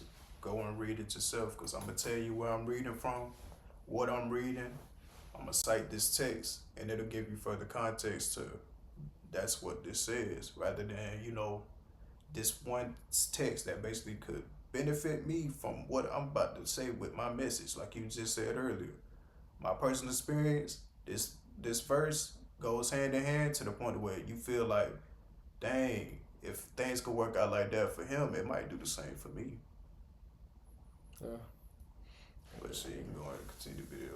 We got way off topic. Oh God, we're only 3 minutes in. It's dangerous, and even still, even if it came from our side of the aisle, let's assume the worst.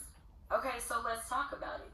Let's talk about what quote unquote radicalized him, right? Like, we've seen writings and manifestos, and we've seen where it looks like the two people that went after the president before he was the president had ties to the Republican Party. Like, they had not voted Democratic. They were registered as Republicans. Like, so let's talk about it. We know that there were members of Congress that left the House last session because they received threats, not from liberals, they received threats from MAGA, because literally they would not vote for the MAGA candidate to become Speaker of the House. So we've got to talk about, like, what it means. Some of them, they starting to realize, like, one of a lot of this stuff he's starting to put in play, it's going to affect me. It's going to affect what I have going on. Like, I could shoot somebody in the middle of the street in New York and I could still win. We got to talk about, like, that is next level. Me disagreeing with you, me calling you, you know, I want to be Hitler, all those things are, like, not necessarily saying go out and hurt somebody. But when you're literally telling people at rallies, yeah, beat them up, and that kind of stuff, like, you are promoting, like, a culture of violence. So we need to talk about, like, what it looks like when you don't promote a culture of violence. I mean, the funny part is, it's not funny, but both sides of the aisle do it. So it's like, you know, they'll get on y'all for, you know, saying that, hey, we call it wannabe Hitler, blah, blah, blah, but they call Democrats fascists. They call us socialists, they call us all things, but I don't think that actually evokes an environment of violence. I think literally saying things about, like, oh, these people don't deserve to live, or the images of what we're seeing right now as ICE is going into communities and dragging people and kicking them and taking them down to the ground and busting windows out. Like, that is we have never seen these types of images of ICE, right? Or the idea that you had people that went in on January 6th and they literally beat law enforcement. We had people that died, and on day one, and they were convicted. We're talking about over 1,000 people arrested. We're talking about convictions that they either pled to or they went to trial and they were found guilty. And some of them got 20 years or so. And then on day one, you say, let them go. And we know that a lot of those people too, they rallied behind that. I forgot all about that. They imparted, like, everybody involved in that whole storming the Capitol situation. Ended up with child porn. We know that at least 10 of them so a lot of people, the ties also blend into that. Other things. Mm-hmm. So They like, oh, we have he pardoned me, he cares about me. I'll call injustice system. But the idea is supposed to be that, like, you know, you do bad, we gonna put you up so that people maybe will be deterred from doing bad. But it's almost like bad behavior is being rewarded. And if, like, the worst that I can say is, like, that I understand history that you're trying to take out of, like, the schools, and that the balance of power is out of balance, and that you are operating as a dictator by invoking quote-unquote emergency powers illegally, consistently, that you are constantly violating the Constitution. These are just facts. That doesn't mean that I want somebody to go out and hurt the President of the United States. In fact, when those attempts took place, in a bipartisan way, we voted to raise the amount of money that is allowed and allotted to protect him.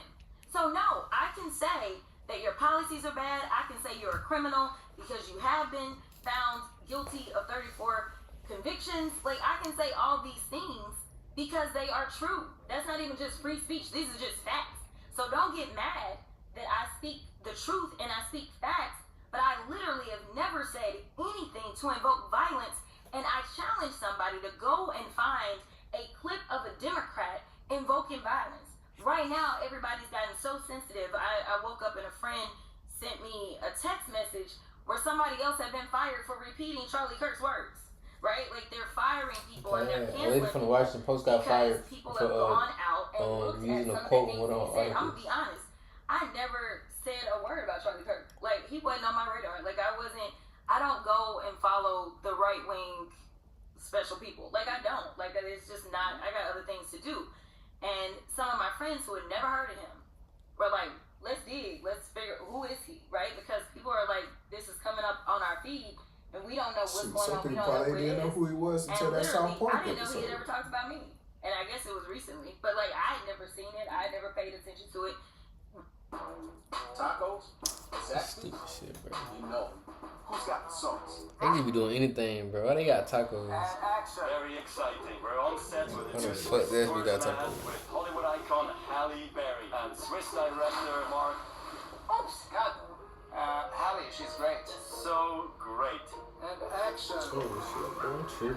So you put that bitch on your controller. Whatever, you know what I mean? And that's what we gotta get to. But I think ever talking about who should die, ever saying who should be beat up, ever saying who doesn't deserve to live, you know, taking people and throwing them in cages to the extent that they're literally dying. I mean, we've had more in custody deaths as it relates to ICE.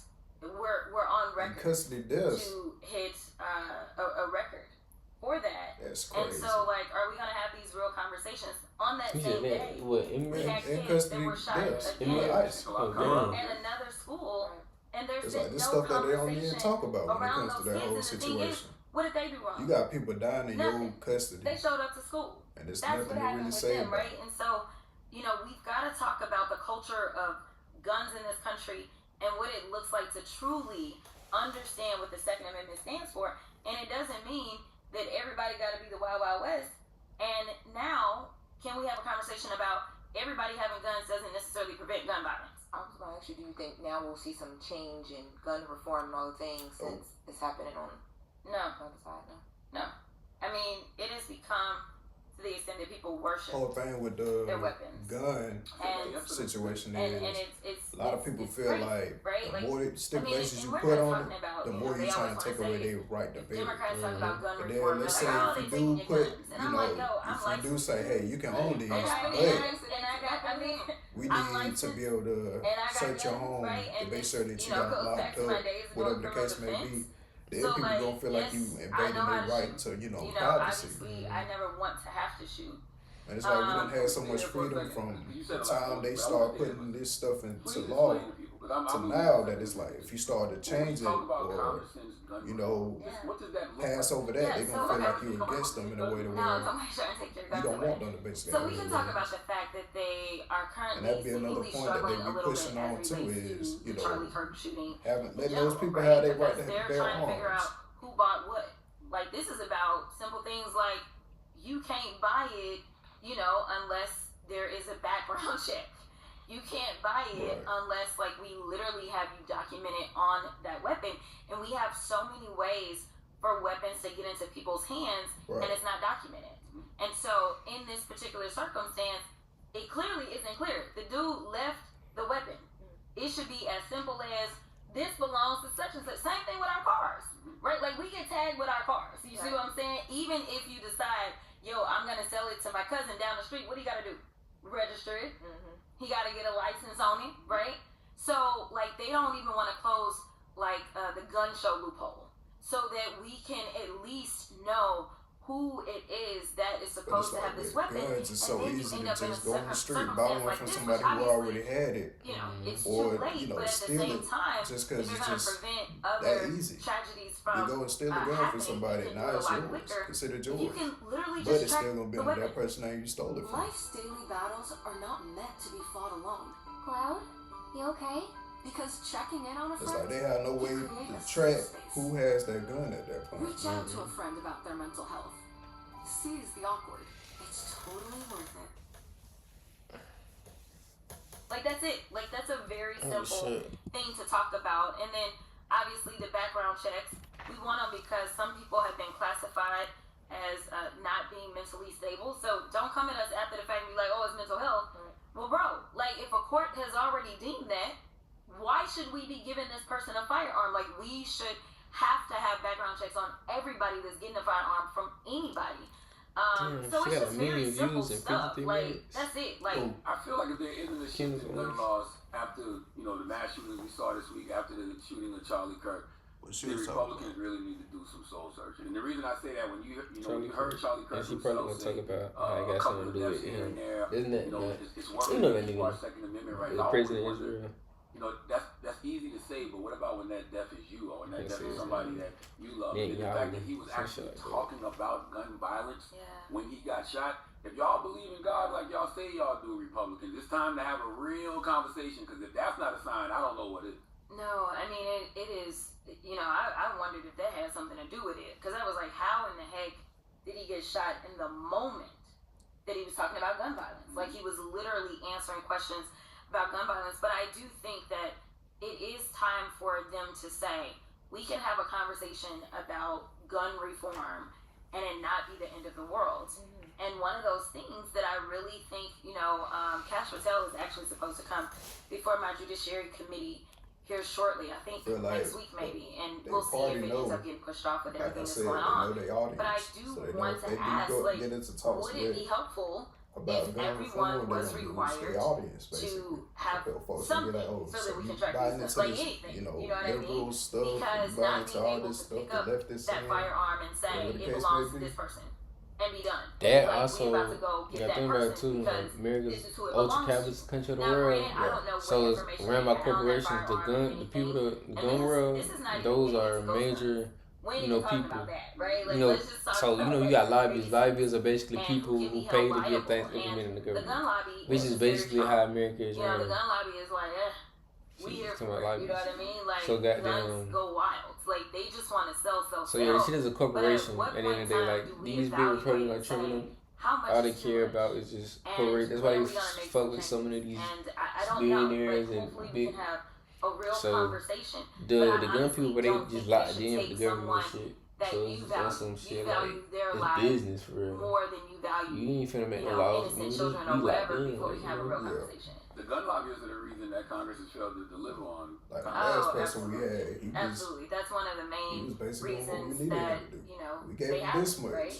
How much you And gonna I need do from applaud us? those, you know, local law enforcement agencies that are doing like gun buybacks and things like that and really trying to pull guns off the streets. That is so helpful. We have seen gun violence be reduced when you have your local law enforcement that are doing those programs. But they can't stop the gun violence by themselves. Like, they're trying to do something because state and federal government is not doing anything.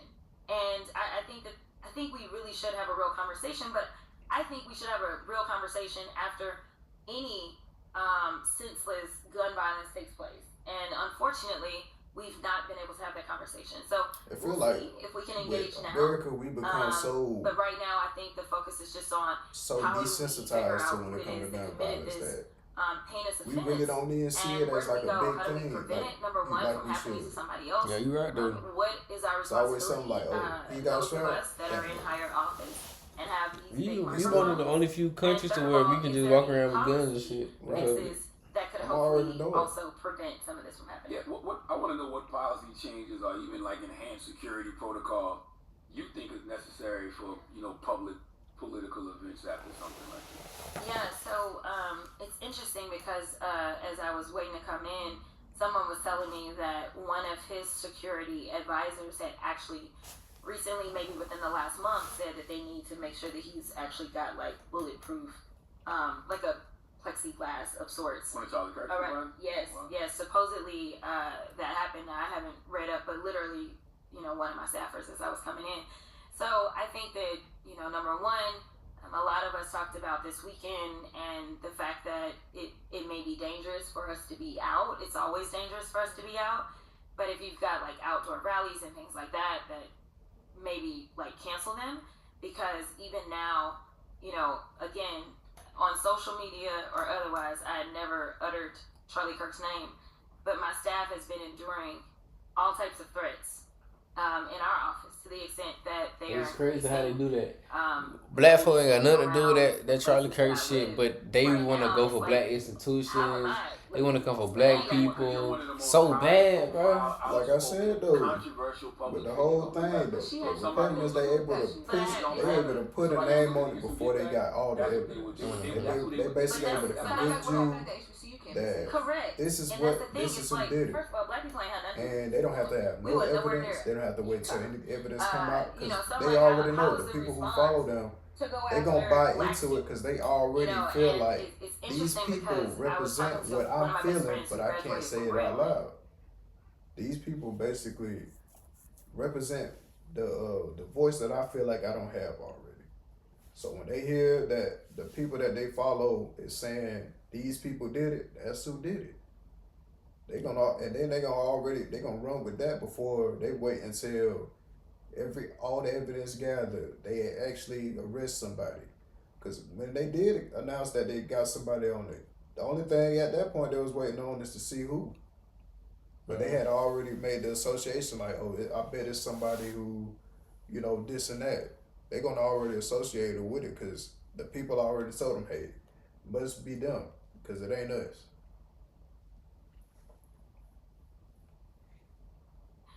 And I was like, is Grambling on lockdown? Because, it was just kind of, in the moment. And it's like, we're getting these alerts about this school and that school, Hampton, and all these different schools. So I was like, what is happening? And I was like, and why are we in this, right? What is it that students on an HBCU campus have to do with this, right? That wasn't a place that... let me point this out. We have had school shootings that have taken place on all types of campuses. And there are those, specifically on the right, that always want to put out this idea that black folk are dangerous and criminal and we just have more of a propensity to commit crimes and things like that. Do you know how many school shootings we've had at an HBCU? 0. When you secure your firearms, you create the time and space to It's so crazy. No matter when or how you served, we all... 0. One of the Zero. safest campus that you can be a safe haven, and it is interesting because those campuses were created out of kind of the segregation idea, but we don't do that. It's not. I mean, in the idea that as soon as it happens, it's so crazy that that's the case because the trans community it's so easy for anybody to just walk on the HBCU campus. The Minnesota shooting was for a the longest streamers was going out there basically getting content. Because it was a trans person, they're like, oh, this is what happens. But I was like, so we're not Doing going to talk about white public supremacy. interviews. We're not going to talk about the fact that the vast majority of these shootings, whether they are seen as political or not, if we look at the numbers, white supremacy ideology. But we don't want to do anything about that. There's no legislation that they want to bring. Every time you say white supremacy, they want to yell, oh, you're race baiting. No, I am going on facts. These crimes, when we look at these mass shootings, most of them are linked to neo-Nazism or, Proud Boys or whatever. It's always some white supremacy kind of thing that's going on. Bro, that's another thing. Bro, white nationalism was never deemed terroristic in America. The Ku Klux Klan was never put on the terrorist list in America. They never deemed it as a real crime, bro. And like she said, a lot of these things, the Christians are always linked to people with white nationalist ties. You feel me? But because a lot of these people subconsciously, even if they want to admit it out loudly, believe in racial domination. They don't want to get rid of it. Man, just further go to show you, America is still built on a racist system. Because it's with that whole group, it ain't like they all just in one place where you can find them. It might be the police officer you might see or come across on the road. It might be your firefighter next door. It might be your teacher in the school. All those people, they have regular lives outside of that, but they still have a tie into, that whole organization. So who's to say that the same regular people that you might see every day who might be a part of it.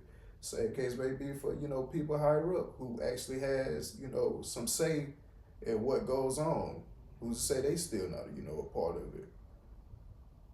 Yeah. I feel like until America get to a point where we feel like we all Americans, we forever gonna be like divided. And these are one of the things, like in America, like we still gotta put our race down when it comes to filling out applications for shit. You feel me? Like even to that level, like they still tell us like, yeah, you American, but you still different. You feel me? But it's one of those things where it won't ever be unity, because it's always gonna be somebody feeling like somebody else getting more than them. And that's something easy for them to go ahead and, piece off of, to start to, divide once again. Because no matter how much you help everybody in a situation, if somebody feel like somebody else getting more help than them or more assisted than them, they gonna feel some type of way about it. And it just starts with that. And I don't even think we could get to a point to where, like some other countries may do, where, they just under one person, or, one person say so is basically law. I don't even think we could get to that point, because then people gonna feel like if one person can dictate everything, then, what can that person do for me in this situation? I think to get rid of at least systematic racism, bro, we have to get rid of it from the legal system. We shouldn't be able to have to identify what our ethnicity is. Like, for if you trying to get an apartment, if you trying to get a job, you finna open up a bank account, if you finna take a test, you know what I'm saying? You shouldn't have to identify what your ethnicity is, you know what I'm saying? Not for those type of purposes anyway, because all they do is try to get statistics, but they use it for flawed reasons. Right.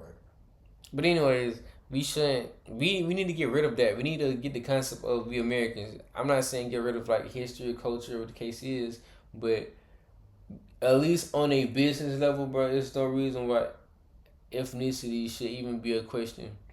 We need to get out there, because I remember as a kid, like one of the biggest things as a kid is when you finna do the CRCT, and you got a circle with you, black, white. That's like one of the first things as a kid you just think about, like, damn. Right. Like, you know what I'm saying? And then it's like, when you young, it's so easy for you to see stuff like that and just go over it.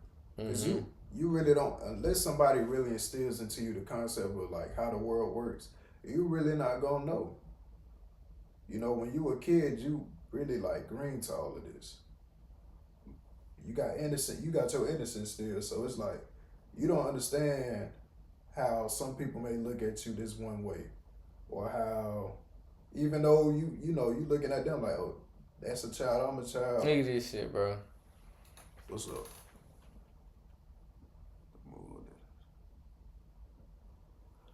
That's crazy. But it's like, even though you a child, it's like,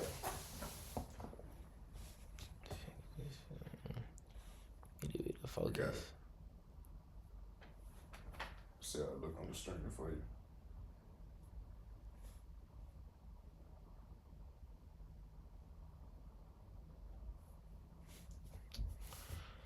Yeah, damn it.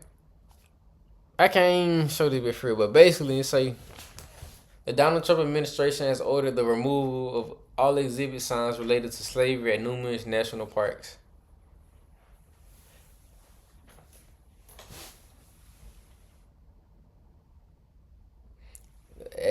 That right there just tell you like the removal of history, how I was explaining earlier. They want folks to forget how bad slavery was, because what they really want to do is instill a round two of slavery. Because what removing that really gonna fix? You remove history. The whole reason, the point of history is learning it so it don't repeat, or you can know how to go about it again if the situation comes back again. And the craziest thing is, you remember they started trying to remove, I think, like Confederate statues in some places. When they was trying to move them, people had a whole uproar about that type of stuff. Yeah, but shit, he trying to get these shits removed out of museums, not just public areas. It's one thing if you say a public area, but if you going to exhibits in museums specifically meant for history, and you telling them, hey, no, you can't even have this history in here no more. Right. That's a specific agenda. It's one thing to say, hey, we don't want this shit in the middle of fucking town square or the whatever the fuck. A lot of people will be in public. You know what I'm saying? But the fact that, okay, boom, not even a museum either, that's an agenda. And it's so crazy how young we are when we get taught some of this stuff. We get taught it in a way that it don't even really portray fully how bad the situation really is. Because they barely teach about a lot of this shit in school. Really? Majority of African history you're going to have to learn outside of school. Really? They sparse over Black American history. Like, you don't really even know the details of it unless you read in outside literature for real. Outside of, like, you know, the K through 12 system. So with this removal, because you already know they gonna come for the textbooks, but with this removal of just, you know, things that doesn't affect, you know, the public school system, like just museums and parks, whatever the case is, they trying to make sure you can't even. They gonna make sure it's harder to find information even on a private sense, even on your own time. They gonna try to make sure it's hard for you to find information. You know what I'm saying? But this is the same play they been doing for goddamn years, hundreds and hundreds of years, bro. They forget the history, and then once everybody forget the history, they get to pretending like they was the people in the history. And what they doing? They trying to get rid of all the history about, you know, oppression, overcoming, slavery, and what they trying to do now? They trying to invent their own version of oppression. They trying to invent their own Martin Luther King. You know what I'm saying? Like, this whole MAGA Confederate thinking mindset, bro, is sick as fuck. And it's nothing but delete and conquer, bro.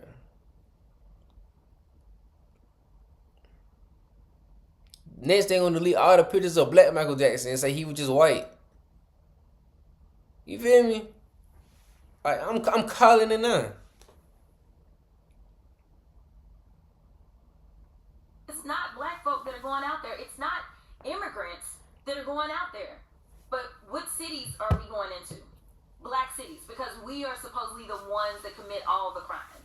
Which people are we going after? Immigrants, because allegedly it's immigrants, but we don't want to have a talk about what the numbers say, what the facts say, which is that we have a white supremacy problem in this country.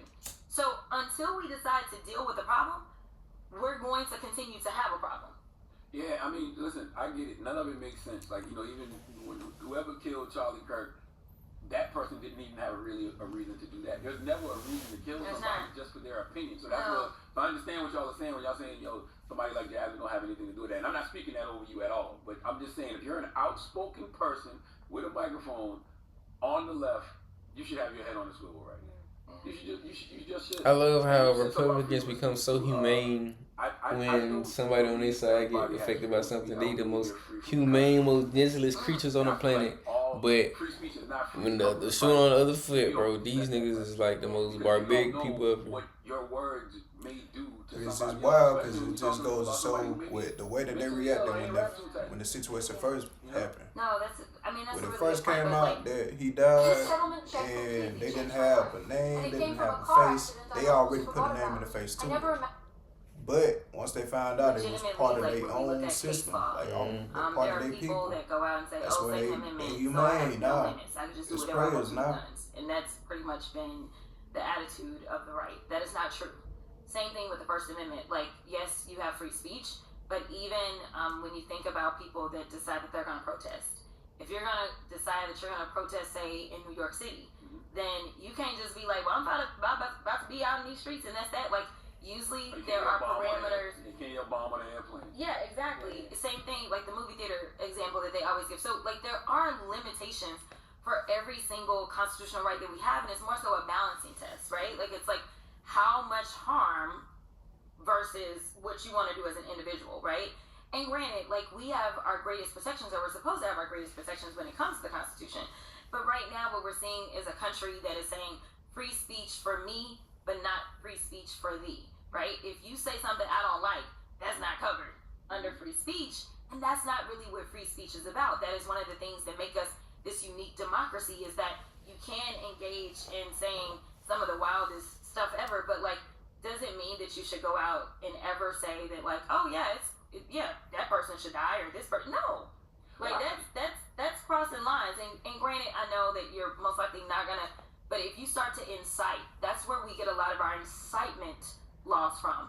Because if you start to incite violence with your words, then you don't get the free speech protections.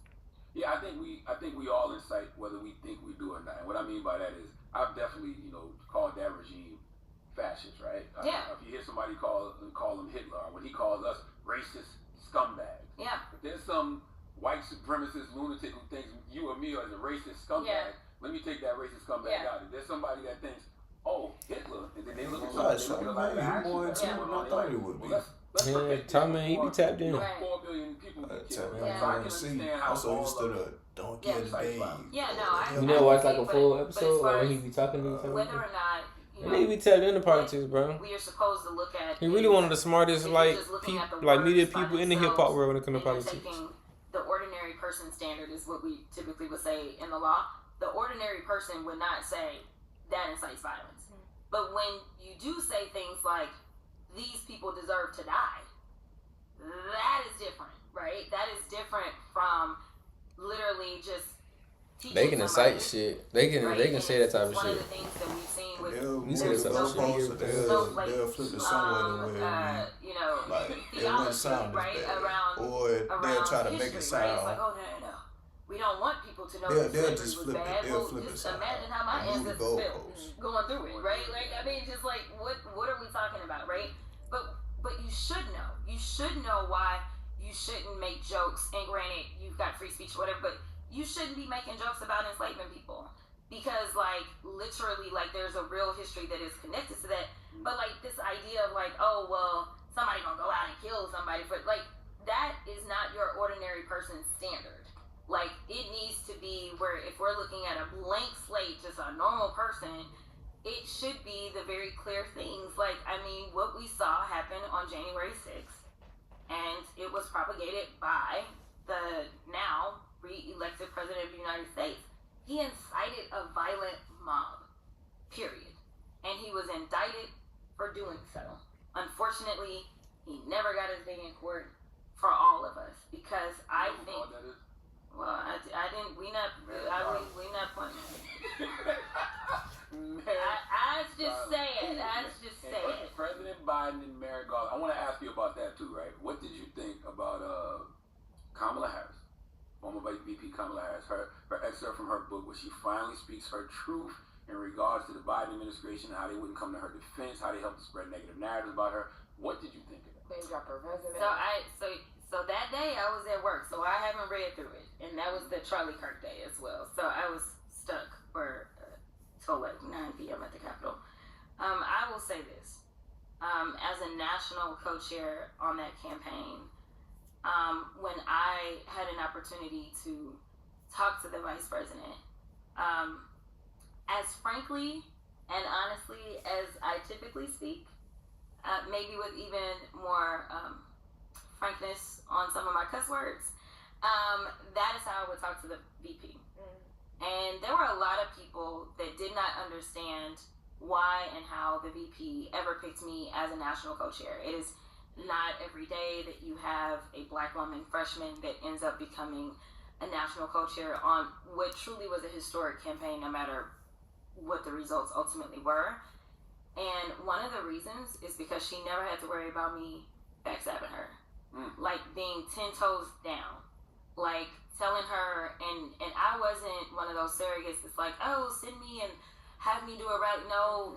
I'm trying to get in the streets. I'm trying to talk to the real people. Right. And then I would try to report back to her, and let her know, like, yo, this is what I'm feeling in the streets, that kind of stuff. Because I never wanted anything other than her to win, because that was a win for the American people. And I think that people took for granted how perceptive she was of who it was that literally her riders were. It is one of the reasons that we saw Secretary Fudge being elevated as one of her national co-chairs. Another person that when the history books are written, there will be so many black women electeds that will talk about kind of all that Secretary Fudge has been to so many of us behind the scenes. So I will say that I am not surprised because, you know, there were a lot of things that were going on. Number one, we had those that were trying to push Biden out, but they weren't just trying to push Biden out, they were trying to push her out. They didn't want her to become the nominee. They had their pick in mind, and it wasn't either one of them. And, you know, I remember tweeting when it was actually decent to do. I remember tweeting out and saying that I would only go and bust my ass for one candidate, and that would be the vice president. If they came up with anybody else, God bless them, good luck. But I'm not about to run myself ragged when y'all decided to kind of do this. So there's so many layers to what it is to be in elected office, and it is always tough to build a team of trust. It is what matters most. You can teach somebody the skills, but you can't teach anybody to literally have your back. And politics is such an ugly game that it is so important. And so the bigger your team gets, the more difficult it is. Right. Now, do I believe that the president himself did anything against the vice president? I don't. Everything that I know about Joe Biden, as well as the VP, she never backstabbed him to be like, oh, this is my chance, let me try to get it. Nothing like that. And you can't have a vice president that's always gunning for your job. You have to have a vice president that is like riding out and gonna do the things. And so I think between the two of them, while I've not read her book at this point in time, I feel absolutely confident that she never backstabbed him, he never backstabbed her. But when it comes to staff, it's probably where it came from, a lot of the backstabbing. I don't really sleep that well. life gets real tricky. She said in the episode that the Atlantic dropped that she found out that the staff was like added to like the moment. So like for instance, she would like work on something super important for the country, but instead they would lean into. Remember when they said that she like tried to fake the French accent, and that was like a whole thing. She said that she felt like they would amplify moments like that, so people didn't understand how she was really in the rooms, really fighting for different things, and basically it would like turn people away from her resume, or you just wouldn't know how important she was to her position. Yeah, I will say that, so there's a group of black women in Congress. We're a little younger. We have a Signal chat. And we have that safe space, not only our chat, but we get together, we do dinners, that kind of stuff. Because it is, you know, people see us and they see us being challenged from the outside. They see the right challenging us and that kind of stuff. But people don't understand how much people within our own orbit try to undermine us, including staff, right? Like women. They forget that your name is on the door. Like there is a culture in DC, even when we look at the House and that kind of stuff. Like you have people that have been there forever. Like when I came in, people were like, "How you gonna bring this person?" I was like, "Cause my name is on the door." I brought people that I knew had my back. I brought kids that had interned with me, and they were like, they have no Hill experience. I was like, yeah, that's fine, they're smart. And literally, I mean, my kids get taps all the time. Literally, one of them took a really big, good job, and he was sad. He was crying when he left me, but I was like, this is a great opportunity.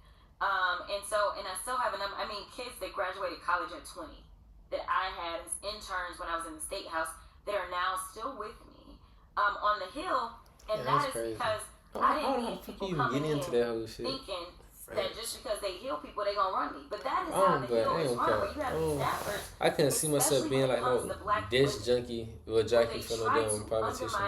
At every I feel like the whole thing with them though is and run into staff that for whatever reason believe a lot of people that who they have the are right in that to type of undermine space. They can bump shoulders here with a lot of people. So they already kind of, you know, these probably top some of the people that's part of like the big clubs or, you know, because it's not like that's running doing your own shop well in school to the point where they probably have to go into like your profit is people. Like what? And the people's perception like our version of magnet schools or private schools or, are you saying know, things that are you ain't been to go to like Harvard or like it's a whole game, and so it's very difficult. And all those type of schools truly, like that. I remember the same group of women that I'm talking about.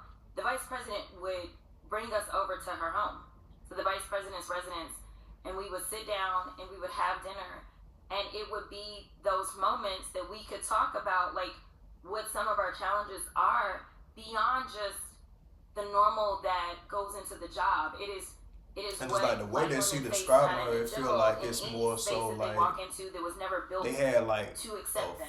it was almost family oriented. Oh yeah. Like, almost felt like you was going to your auntie house, and you know you talking with a family member instead of this somebody I work for. But it's like when you go to look at Dub, it's like that man untouchable at this point. The shoes of what's happening. I've never been vice president, but I've been a black woman in the space, right? But why did she not say something before? Now we were all there with her. Like, we would have rolled. We actually weren't. We were. We were to a certain extent. I rocked with the a lot of people were not. Maybe because of my Charlamagne saying a lot what of it is. revisionist history when it comes to the It's like a lot of people were basically like a lot of people turned on her when they was basically trying to put all that stuff out about her not being black and did the whole all that type of stuff. thing. There was a shift in support for her. Not necessarily amongst black people. Not necessarily amongst black people. So I'll be honest, and I think that number one, you know, again, I was a fierce defender of hers before she was ever the nominee or whatever. But I can remember where people are like, where is she? What's she doing? She ain't doing nothing, right? Because when people went out and voted, there were so many people that were voting for her. Like, they voted, they're like, oh, Joe's there. But we out, we voted for her. It did shit. But I think that was when they ran as a ticket. I do think that she had a lot more black support when Joe Biden was running as president and she was running as vice president. But again, they decided that she would have to meet a higher standard than the average vice president. That's what they decided, because people are like, well, I voted for you. Mm-hmm. So they're like, where is she? Right? Not understanding the role of the vice president, because ain't nobody. How many people went out there and was like, I'm voting for J.D. Vance? Nobody. They wanted to say, nah, boy. They were voting for J.D. Vance. Oh, God. I ain't never heard of him. Got in for He's a lame man.